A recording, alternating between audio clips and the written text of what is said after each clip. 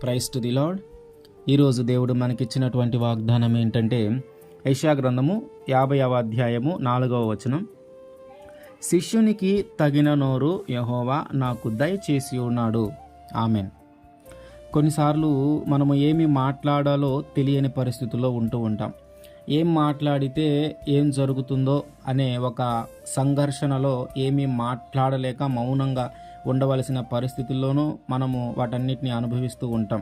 అయితే మనము ఏమి మాట్లాడినా దాన్ని అపార్థము చేసుకోవచ్చు, లేదా అర్థము చేసుకోవచ్చు. కొన్నిసార్లు గొప్ప వ్యక్తుల ముందు మనము మాట్లాడటానికి భయపడుతూ ఉండవచ్చు.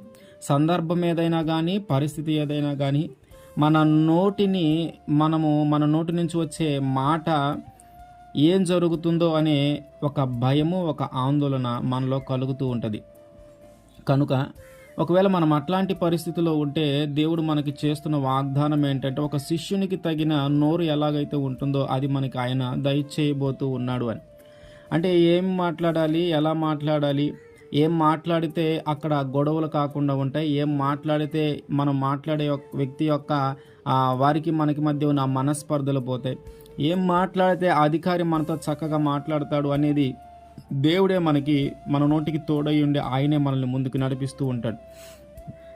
మనము మోషే గారు మాట్లాడవలసి వచ్చినప్పుడు, ఫరోతోటి మాట్లాడాల్సి వచ్చినప్పుడు, అయ్యా మరి ఆయన గొప్ప వ్యక్తి, రాజు, ఆయన ముందు నేను మాట్లాడలేను, ఆయన ముందు మాట్లాడాలంటే నాకు భయము, దాని తోడు నాకు కొంచెం నత్తిగా ఉందయ్యా, నేను మాట్లాడలేనయ్యా, నాకు కొంచెం లోపం ఉంది, ఆయన ముందు ఎట్లా పడితే అట్లా మాట్లాడితే ఏదైనా శిక్షిస్తాడేమో, నువ్వు వెళ్ళి డైరెక్ట్గా ఆయనకే వార్నింగ్ ఇచ్చేలాగా మాట్లాడమంటూ ఉన్నావు, నేను చేయలేనయ్యా, నా వల్ల కాదయ్యా అంటే దేవుడు అంటున్నాడు, నీ నోటికి నేను తోడై ఉంటా.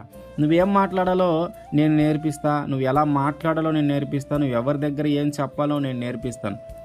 అందుకని ఆయన అంటూ ఉంటాడు, అధికారుల దగ్గరకును రాజుల దగ్గరకును మీరు వెళ్ళినప్పుడు ఆ సమయానికి ఏమి మాట్లాడాలో, ఎలా మాట్లాడాలో అని మీరు కంగారు పడొద్దు.